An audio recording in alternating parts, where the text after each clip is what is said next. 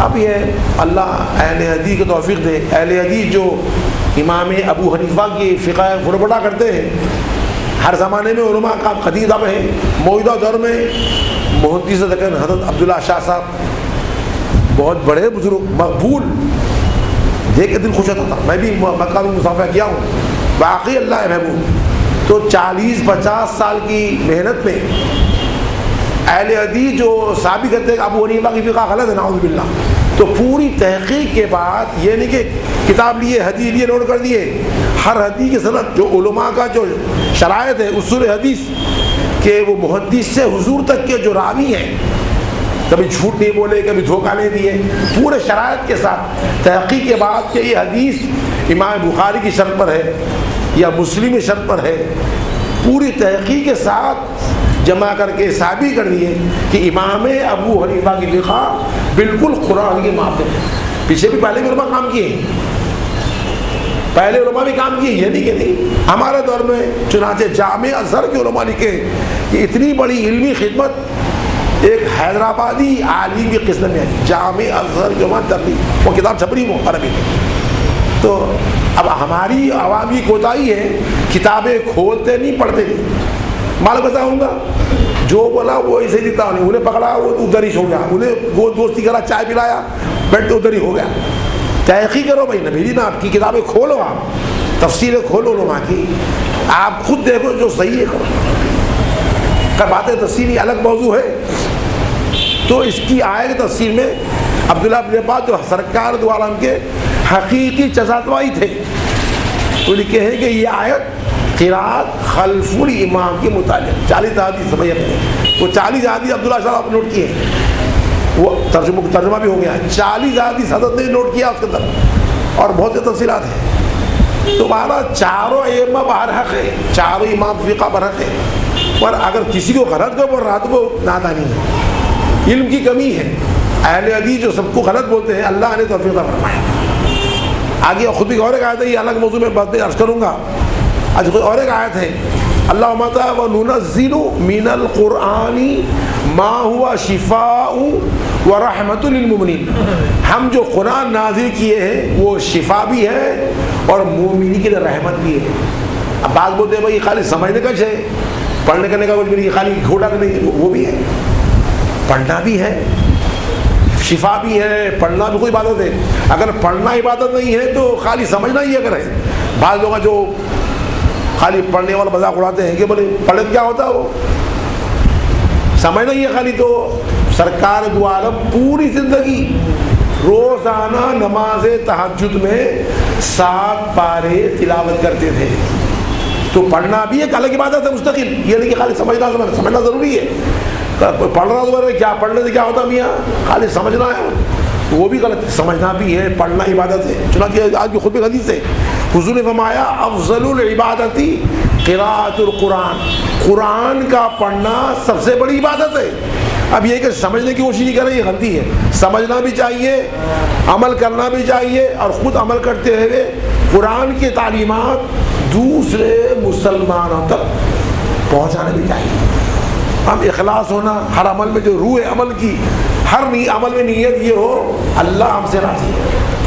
ہماری بڑائی نہیں ہونا، ہماری شہرت نہیں، اخبار میں فوٹو نہیں آنا، اور غرض نہیں ہونا. سب سے بڑا جوہر یہی ہے، جو بھی ہم کام کریں دین کا مقصود یہ ہو اللہ راضی. قرآن میں اللہ کا فرمان ہے وَرِضْوَانٌ مِّنَ اللَّهِ اکبر، اللہ تعالیٰ کی رضامندی اور اس کی خوشنودی سب سے بڑا عمل ہے. ہر عمل میں یہی ہے. اب یہ شفا فرمایا قرآن میں، حدیث میں بھی آج خوبی حدیث ہے، سرکار نے فرمایا القرآن هو الدواء، قرآن ہی دوا ہے. یا بھی آیا شفا ہے. خود سرکار دو عالم کئی دعائیں پڑھ کے بھوکے فائدہ ہوا. ارے معاملی ٹیبلٹ میں تا شفا ہے، دوائیں کھاؤ فائدہ ہے. خدا میں شفا نہیں ہے، اللہ کا کلام. حضور پڑھ کر دم کیے، صحابہ دم کی حدیث ہے. حدیث میں آیا کہ مسلم حدیث میں ابو سعید فرماتے ہیں کہ ہم ایک جگہ سفر میں تھے، ایک جگہ اترے گاؤں میں. وہ اس گاؤں کے اس آبادی کے سردار تھا، اس کی کوئی نوکرانی یا باندھی آئی، کہا کہ تم میں کوئی شخص کوئی عمل منظر جانتا ہے، ہمارے سردار کو سانپ کاٹ لیا ہے. ابو سعید فرماتے ہیں کہ ہم جانتے نہیں, ہمیں ایک معمولی آدمی اٹھا گیا, پڑھ کے دم کرا, آ گیا, فائدہ ہو گیا. دیکھو صحابہ کا پڑھنا. کوئی بات نہیں کرا کہ اتنے بکریاں دو, خیر لے رسول اللہ بولے کہ خیر اس کو بکریاں کیوں نہیں, تو مدینے چلو بات, اس سے پوچھو اس کو کیسے تم کیا پڑھے, سورہ فاتحہ پڑھ کے پھوکا. فرمایا کہ اس سے پوچھو کیسے معلوم قرآن سورہ فاتحہ شفا ہے. فرمایا بکریاں تقسیم کرو, میرا سبھی لگاؤ. تو اب یہ عادی فائدہ ہے, مگر جو عامل حضرات دھوکہ دے کر جھوٹ بول کے لوگوں کو لوٹ رہے ہیں, جو آیا کہ بھانامتی بول رہے پیسے لے لے رہے ہیں, وہ برا. بھائی برائے نام کچھ لے رہے ہیں یا بالکل فری کر رہے ہیں, دھوکہ دے کر کاروبار بنا لیے ہیں, زندگی اسی کے پر ہے. ہر ایک کو جو آیا کچھ تو بھی نہیں ہے, بولو بولو ارے یہ ہے وہ ہے ایسا ہے, بولو اور پیسے توڑو, وہ پیسہ حرام ہے. آیا بھوکو کچھ بولو, بھائی میرے 50 روپے, میری فیس ہے 100 روپے یا فری ہے. ارے باپ رے باپ, بھارامتی ہے, جادو ہے. 25,000 روپے ہوتے, میں آپ سے کم کر دی 15 تو بھی دو, اللہ معاف کرے. علماء لکھے ہیں کتابیں, دور حاضر میں عامل کا کردار لکھے. ثابت ہے قرآن حدیث سے پڑھ کے پھونکنا, لیکن متقی عامل سے کراؤ, کاروباری سے نہیں. جو کاروبار بنا لیا ہے, لوگوں کو لوٹ رہا ہے, اللہ بچا سے. تو یہ خود اور ایک آیت ہے, اللہ فرماتا ہے وَرَتِّلِ الْقُرْآنَ تَرْتِيلًا, اے حبیب رات کو قیام کیجیے تہجد میں اور قرآن کو تجوید اور ترتیل سے پڑھیے. قرآن کو صحیح پڑھنا سیکھنا یہ چیز ہے. تجوید اور ترتیل درست کر کے پڑھنا ہے. گھاس کاٹ رہے ایسا نہیں, حروف سمجھ میں نہیں آ رہے, الفاظ ہی غائب ہو جا رہے, کیا تراویح ہو رہی, مسخرہ بنا ہے, تو یہ برا ہے. پڑھنا ضرور ہے, الفاظ ادا ہونا, اس میں ترتیل ہونا, تجوید ہونا, الفاظ صاف ادا ہونا ہے. اب یہ خدے کی ہے. اور ایک آیت ہے, یا ایھا الناس قد جاءتکم موعظۃ من ربکم وشفاء لما فی الصدور وہدی ورحمۃ للمؤمنین. اے لوگوں, بابا اللہ سے نصیحت, ایک ذکر قرآن آیا ہے جو تمہارے سینوں کی شفا ہے, نصیحت ہے, اور مومنوں کے لیے ہدایت ہے. ہدایت ہے, تعلیم ہے, رہبری ہے, شفا ہے, دلوں کی شفا ہے. چنانچہ اکابر بزرگوں لکھے ہیں یہ آیت کثرت سے پڑھ کر پانی کے لیے انشاءاللہ دل کی بیماری کو اچھا ہے, دل کے لیے اچھا ہے. اور یہ کیا ہے, قد جاءتکم, تحقیق آئی تمہارے پاس, من ربکم, موعظہ نصیحت تمہارے رب کے پاس سے, وشفاء لما فی الصدور, اور سینوں کے بیماریوں کے لیے شفا, وہدی, وہ ہدایت, ورحمۃ للمؤمنین, اور مومن کی رحمت ہے. جو رحمت ہے, شفا چھوڑے ہوئے ہیں. ہم قرآن چھوڑیں گے تو پھر عامل کو بچانا پڑے گا.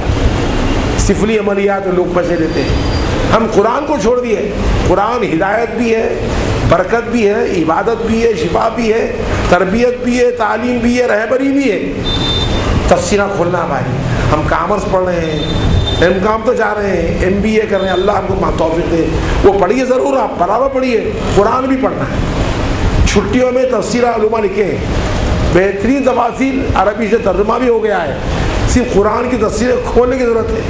اس میں مشکل مقامات پر علماء سے آپ پوچھ سکتے ہیں, جو سمجھ میں نہیں آنا پڑھ سکتے ہیں. تو میری گزارش ہے, اللہ میرے کو ہر خود توفیق دے کہ ہم قرآن کو کھولیں, تفسیریں پڑھیں, اور جو مشکل مقامات ہیں جانیں, اور تفسیروں میں جو معتبر علم والے حضرات جو صحیح فہم رکھتے ہیں, باقاعدہ 20-25 پڑھے ہیں, ان سے سیکھنا ہے. پہلے معلوم کرنا کہ اس کی تفسیر ہے. پاکستان میں فرقہ ہے اہل قرآن, حدیث کا منکر ہے, پرویز مرزا پرویز حدیث نہیں مانتے ہو. وہ آپ معلوم ہے قرآن اتنی تفسیر کی لے لی, ابھی رہے تھے بس 5 پارے یہ تفسیر. اب ارے بھائی یہ تو اہل قرآن حدیث کا منکر ہے, تو معلوم کرنا تفسیر کس کی ہے, تفسیر کس کی ہے. جو حدیث کا منکر ہے یا قادیانی ہے یا صحابہ کا دشمن ہے, صحابہ گالیاں دے رہا ہے. دیکھنا, معلوم کر, علماء سے پوچھنا کون سی تفسیر پڑھنا چاہیے. اللہ تعالیٰ آئی خود حدیث ہے, حضور نے فرمایا اقرأوا القرآن فإنه یأتی یوم القیامۃ شفیع لاصحابی. بخاری حدیث ہے کہ قرآن مجید پڑھا کرو, اس لیے یہ قرآن قیامت کے دن اپنے پڑھنے والوں کی شفاعت کرے گا. دیکھیے جو